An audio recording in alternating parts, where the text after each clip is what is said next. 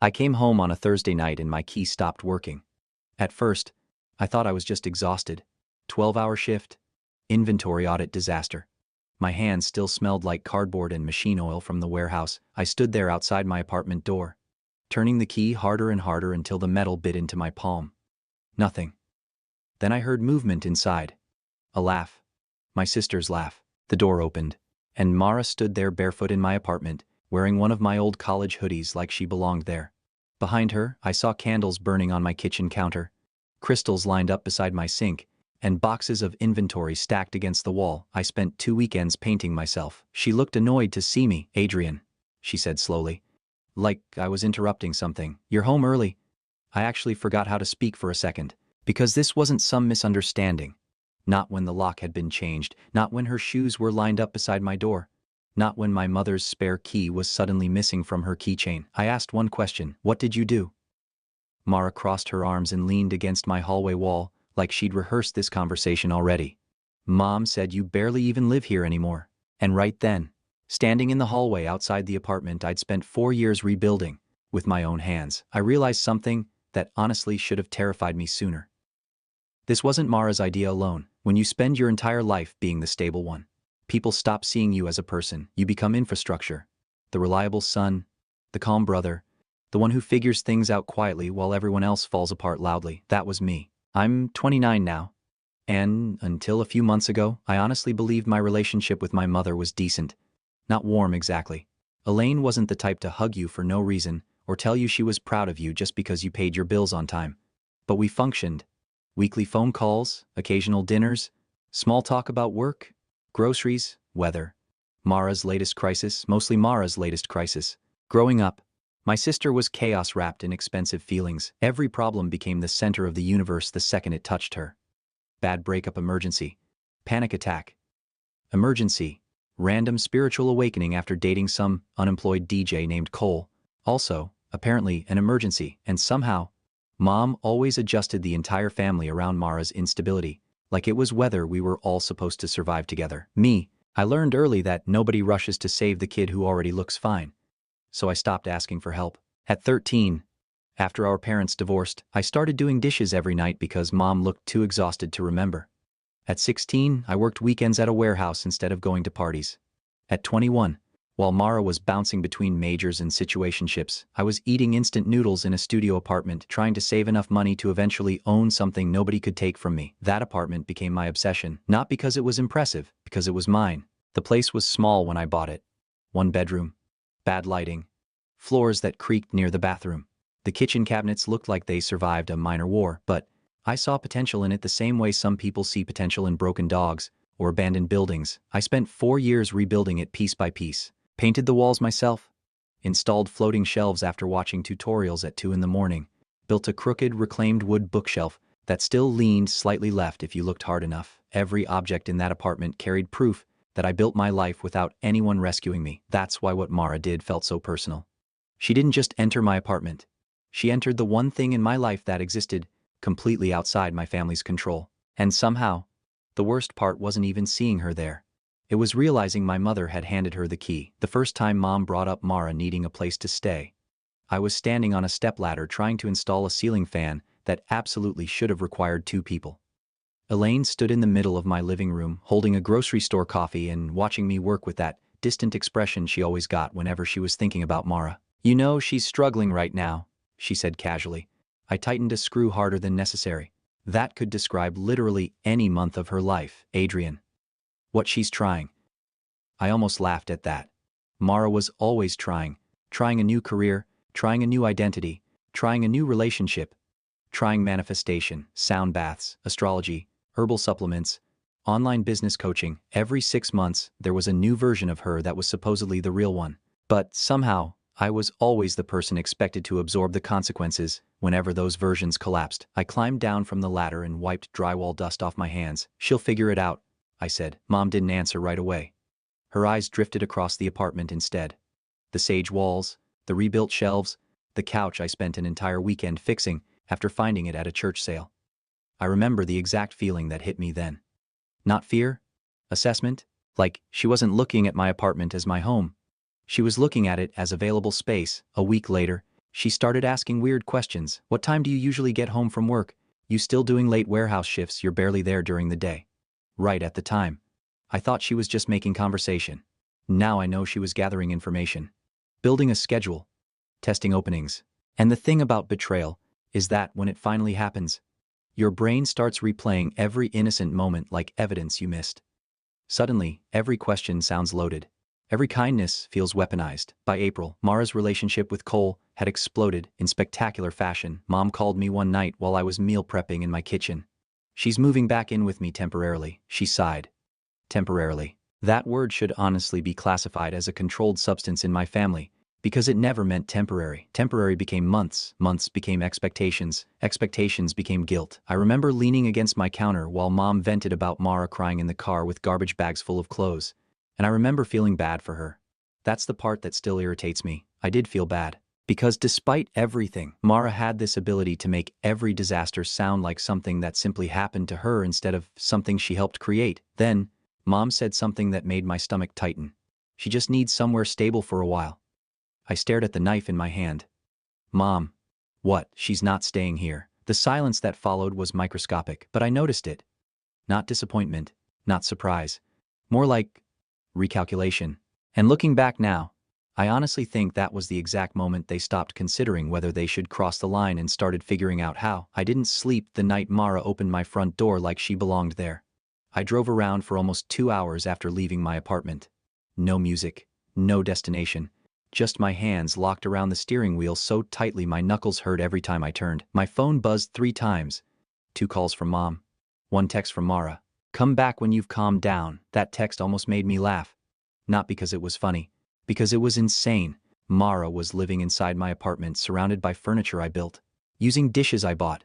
Breathing inside the only peaceful thing I'd ever managed to create for myself, and somehow I was the irrational one. I ended up crashing at my friend Nolan's place that night. We'd worked together for years, and thankfully he wasn't the kind of guy who asked emotional questions the second you walked through the door looking wrecked. He just tossed me a blanket and said, "You look like somebody died." "Feels close enough," I muttered. I barely slept. Every time I closed my eyes, I pictured Mara sitting on my couch with her candles and crystals, like she'd curated herself a new identity inside my life. The next morning, I drove back. Part of me still thought maybe there'd been some misunderstanding. Some insane lapse in judgment Mom would immediately fix once reality hit. That illusion lasted about 12 seconds. I knocked once, then harder. Then hard enough the neighbor across the hall opened his door halfway to stare at me. Finally the lock turned, and there was my mother. Elaine stood beside Mara inside my apartment like they'd been expecting me. Neither of them looked guilty. That was the part I remember most clearly. Not nervous, not ashamed, prepared. "We need to talk," Mom said calmly. I stepped inside slowly, and my chest tightened instantly. Mara's things were everywhere now. A diffuser plugged into my kitchen outlet. Boxes stacked beside my bookshelf. Her jackets hanging over my dining chair. My apartment already looked less like me. That scared me more than I want to admit. Mom folded her arms. "Adrian, you need to stop reacting emotionally." I stared at her. Emotionally, Mara is going through a very difficult time. She changed the lock on my apartment. She needed stability. I needed my home. Mara rolled her eyes from the couch. "God, Adrian. You're acting like I burned the place down." That sentence did something to me, because it perfectly captured how both of them saw this situation. Not as betrayal, not as violation, just inconvenience. Mom sighed like I was exhausting her. "You have a stable job, benefits, savings. Mara doesn't." Then she said the sentence that permanently changed how I saw my family. "She needs this more than you do." Silence. Real silence. The kind that changes relationships permanently. I looked at my mother standing in the middle of the apartment I rebuilt with 4 years of overtime shifts and sacrifice, and realized she genuinely believed that, not because Mara earned it, not because it was fair, but because Mara struggled louder. And in my family, the loudest pain always won. That was the exact moment something inside me shut off. Not exploded, not snapped, just closed. Like a deadbolt turning quietly behind a door. I walked out before I said something I couldn't take back. That's the part people never understand when they hear stories like this later. They think the hardest thing is the screaming. It's not. The hardest thing is staying calm enough to realize the people hurting you already decided you're the villain before the argument even started. By Monday, I stopped thinking emotionally and started thinking legally. I took my lunch break sitting inside my truck outside a property attorney's office downtown, rereading HOA documents on my phone, while warehouse notifications kept buzzing in my pocket. Owner occupancy rights, unauthorized residency, lock replacement without owner consent. Every sentence made me feel slightly sick, not because I was wrong, because I was actually preparing to use words like unlawful removal against my own family. The attorney was blunt. You own the apartment? Yes. Is there a lease agreement? No. Did you authorize her to live there? No. He leaned back in his chair. Then, your sister is occupying the property illegally. Hearing someone else say it out loud changed something in my brain. Because Mom and Mara had spent days reframing the situation emotionally.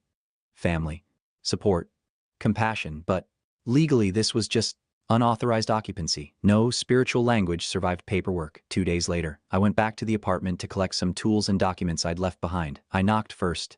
Still trying to be respectful.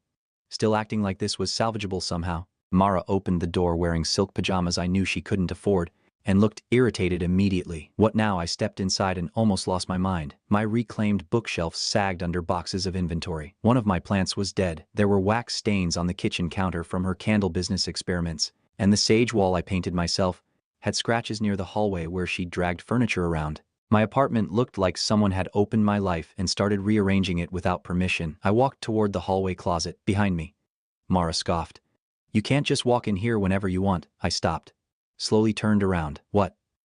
You heard me. This is my apartment. I'm living here right now. The confidence in her voice honestly shocked me, like repeating a lie long enough had turned it into reality inside her head. That's when I pulled out my phone. Mara frowned instantly. What are you doing? I opened the voice memo app, then I spoke clearly. My name is Adrian Walker. I am the legal owner of this apartment. My sister entered and changed the locks without my permission and is refusing to leave the property. Mara's face changed immediately. Are you seriously recording me right now? Yeah, I said calmly. I am. You're unbelievable. No, I replied. What's unbelievable is that you somehow convinced yourself this was normal. She folded her arms defensively. Mom said I could stay. Mom doesn't own this apartment. That landed harder than she expected, because the truth underneath this entire situation was ugly and simple. Mara genuinely believed Mom's emotional permission outweighed my actual ownership. And honestly, my mother helped create that belief. I sent the email that night. Not a text, not a phone call, an email. Cold, professional, final. Effective immediately. Mara was no longer permitted to remain inside my apartment. Any refusal to vacate would result in formal legal action. I reread it 6 times before sending it. Then, I hit send anyway. 5 minutes later, Mom replied, "Families shouldn't treat each other this way. No apology, no accountability, just guilt." And for the first time in my life, it stopped working. The call from building security came 3 nights later. I was halfway through reheated takeout at Nolan's apartment when my phone buzzed with an unknown number. Mr. Walker, the concierge asked carefully. There's a situation at your unit. The second he said situation, I already knew. I drove back faster than I should have. When the elevator opened onto my floor, I heard Mara before I saw her. Crying. Not quiet crying either. Weaponized crying. The kind designed to make everyone nearby immediately assume somebody else caused it. My mother's voice cut through the hallway next, sharp and frantic. Then the building manager. Then another voice I didn't recognize. Security. I rounded the corner and stopped dead. Mara was standing inside my apartment doorway, clutching one of my couch cushions against her chest, like somebody was trying to rob her. Mom stood beside her arguing with the building manager, while a security guard kept himself positioned between them and the hallway. The entire scene looked insane. Insane. That realization hit harder than I expected. Because these people were standing outside my home, discussing my life like it was some public disturbance. The manager spotted me first. Mr. Walker.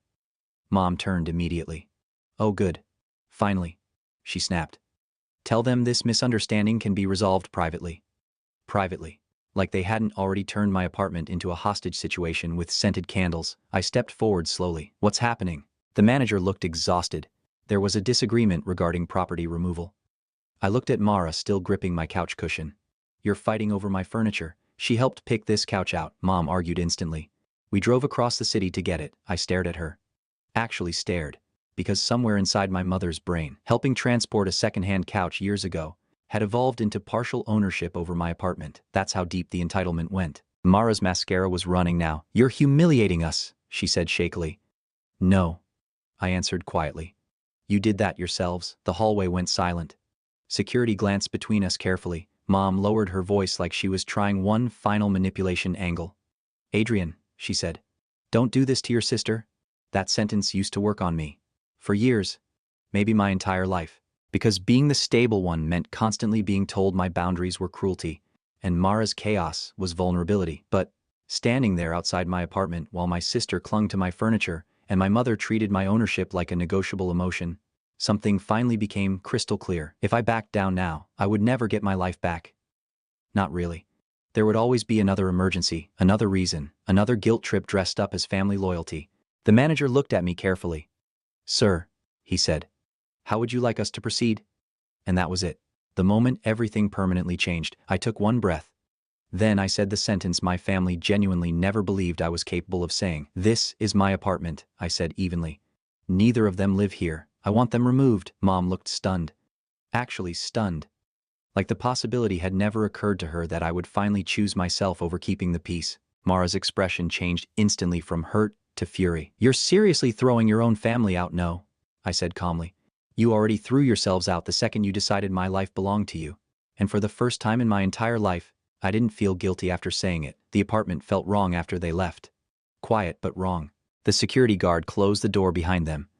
And for a few seconds I just stood there staring at the living room like I was looking at the aftermath of a break-in. Because, honestly, that's what it was.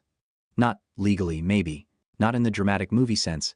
But emotionally, someone had still entered my home without permission and tried to reshape it around themselves. The couch cushion Mara had been clutching was still lying crooked on the floor. One of her crystals had rolled under my coffee table.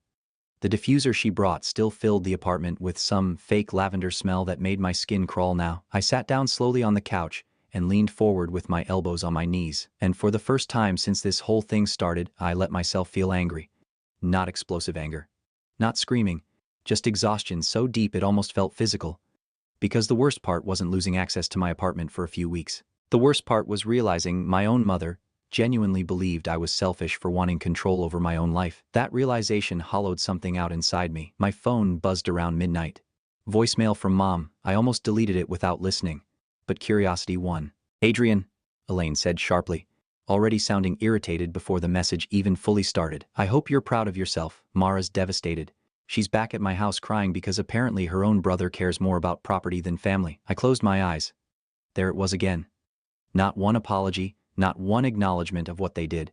Just blame. Just emotional debt collection. You've completely fractured this family, she continued. I don't even recognize you anymore. The voicemail ended. I replayed it once. Then saved it. Not emotionally. Strategically. That was the shift happening inside me now. Every conversation stopped being family conflict and started becoming documentation. I slept in my own bed that night for the first time in weeks. But it didn't feel victorious. It felt strange, like reclaiming a house after a flood. The shape was still there, but something inside the walls had changed. Around 3 a.m, I got up, walked into the kitchen, and made coffee in complete silence. Then, I opened my laptop. I stared at the blank screen for almost a full minute before typing 4 words, what I still control. Underneath it, I made a list: my apartment, my finances, my time, my access. That was it. Not my mother. Not Mara. Not the version of me they kept trying to drag back into the family dynamic, where I existed purely to stabilize everyone else. Just those 4 things. And honestly, that realization brought me more peace than any apology ever could. The next morning, I started reclaiming the apartment properly. Not emotionally. Physically. I threw out everything Mara left behind that didn't legally require returning. Candles, packaging samples, cheap wellness inventory stacked against my shelves. I scrubbed wax stains off the kitchen counter myself. I repainted the scratch section of the hallway wall late into the night, while old rock music played quietly through my speaker. By Sunday, the apartment finally smelled like cedarwood and fresh paint again instead of vanilla oil diffusers and manipulation. Nolan stopped by, carrying beer, and looked around slowly. Damn, he muttered. Feels different in here. Yeah, I said quietly. It did, because for the first time since I bought the place, it actually felt protected. Something shifted after that, not dramatically. There wasn't some movie montage where my life suddenly came together while inspirational music played in the background. Healing is quieter than people think. Mostly it just looks like routine. I started going back to the gym consistently. Not because I cared about getting bigger or stronger, Because I needed somewhere to put the anger that kept waking up inside me at random hours. Some nights I'd be halfway through a workout and suddenly remember Mara standing barefoot in my apartment telling me to calm down. That memory alone could fuel an entire hour. I stopped answering Mom's calls completely. At first, the silence felt unnatural. Then it started feeling peaceful. That part bothered me more than I expected, because when ignoring your own mother improves your mental health, it forces you to confront things you spent years trying not to name. Meanwhile, life kept moving. Work got busier. My manager started talking to me about a promotion into regional logistics coordination. Nolan kept trying to convince me to start dating again. I turned him down every time. Honestly, after spending months watching emotional manipulation disguised as love, the idea of letting somebody new into my space sounded exhausting. Instead, I focused on smaller things. I signed up for a woodworking class on Thursday nights, started rebuilding the old coffee table in my living room, bought better plants, cooked actual meals instead of eating protein bars over the sink like a divorced raccoon. Slowly, the apartment stopped feeling like a crime scene. It became mine again. Then Mara posted on Instagram. Nolan sent it to me with 6 laughing emojis. The photo showed her sitting cross-legged in Mom's basement, surrounded by string lights and crystals arranged carefully enough to hide the concrete walls. The caption read, "Sometimes rebuilding your life means protecting your peace from toxic people." Healing era. I stared at it for a long time. Not because it hurt, because it was honestly impressive. The ability to rewrite reality that confidently should probably qualify as a survival skill. No mention of illegally occupying my apartment. No mention of changing my locks. No mention of using my home as a fake business address. Just vibes and victimhood. I almost ignored it completely. Then my cousin Tyler called me 2 nights later. "You know Mara's using your address again, right?" I sat up slowly on my couch. "What?" "She listed it on some loan paperwork," he said awkwardly. "Mom mentioned it at dinner like it was normal." Everything inside me went still. Not angry, not shocked. Focused. Because this crossed into something entirely different now. Occupying my apartment was one thing. Using my address on financial documents without permission, that could affect my credit, my mortgage, my future. And the worst part, I knew exactly why Mara felt comfortable doing it. Because nobody in our family had ever truly forced her to face consequences before. Not real ones. Mom softened every landing. Every failure became somebody else's responsibility. Every boundary became cruelty. But sitting there in my apartment that night, staring at the city lights outside my living room window, I realized something important. Mara wasn't going to stop until somebody finally made stopping unavoidable. And unfortunately for her, I was done protecting people from the consequences of what they chose to do. So I opened my laptop, created a new folder, and named it Evidence. Once I started paying attention, the pattern became impossible to ignore. Mara had been using my address everywhere. Loan paperwork, shipping invoices, business registration drafts. One document even listed my apartment as the official operating address for her wellness brand, like she'd already decided my home was part of her future. I sat at my kitchen table at 2 in the morning, going through screenshots Tyler sent me. And honestly, I stopped feeling emotional about it. That's what scared me most. The anger was cooling into clarity, and clarity is dangerous when you finally stop caring about keeping the peace. The next morning I called a lawyer. Not a friend, not somebody casually recommended by a coworker, an actual attorney. Her name was Rachel Voss. Sharp voice, sharp suit, sharp enough that within 5 minutes of explaining the situation, she interrupted me and said, "Your family's relying on guilt because legally they don't have much else." That sentence honestly felt like oxygen, because for months Mom and Mara had framed everything morally. Compassion, support, family. But Rachel treated the entire situation exactly the way it actually was: unauthorized occupancy, fraudulent address usage, property interference, clean, precise, documented.